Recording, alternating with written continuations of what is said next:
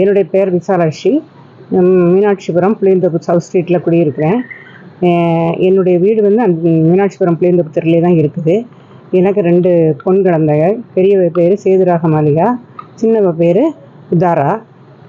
2 பேருக்கு திருமணமாகி குழந்தைகள்லாம் இருக்கிறாங்க. பெரிய பொண்ணு என்னோட கணவருக்கும் எனக்கும் டைவர்ஸ் ஆகிட்டு, 96 டைவர்ஸ் ஆகிட்டு.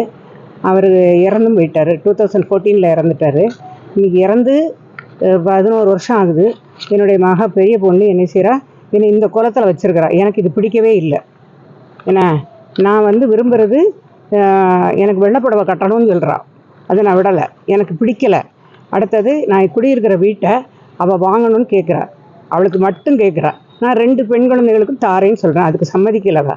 அதனால தான் நான் கமிஷனர்கிட்ட மேற்கொண்டு என்னுடைய நகை, அடுத்தது மொபைலு, அடுத்தது பத்திரம், வீட்டு பத்திரம், டைவர்ஸ் சம்மந்தப்பட்ட டாக்குமெண்ட்ஸு, பென்ஷன் புக்கு சகலமும் எடுத்துக்கிட்டான்.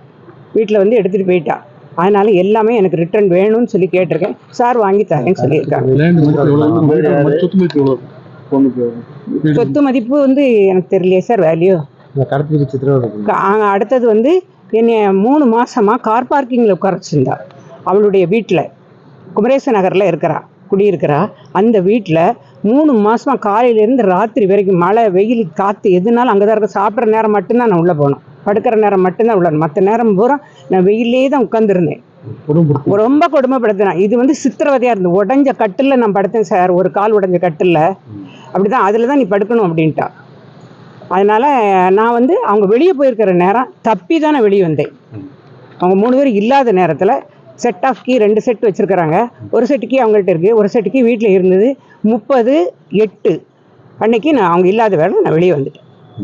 இப்போ என்னுடைய பென்ஷனை வர 3 மாதம் அவங்களே எடுத்துக்கிட்டாங்க. அதனால் நான் சார்கிட்ட வந்து மனு கொடுத்துருக்கேன். அவங்க வந்து என் பேரில் ஹார்ட் டிஸ்கை நான் திருடிட்டேன்னு கம்ப்ளைண்ட் கொடுத்துருக்காங்க. சார் வந்து சனிக்கிழமை அன்னைக்கு பேசி உங்களுக்கு எல்லாம் வாங்கித்தாரேன்.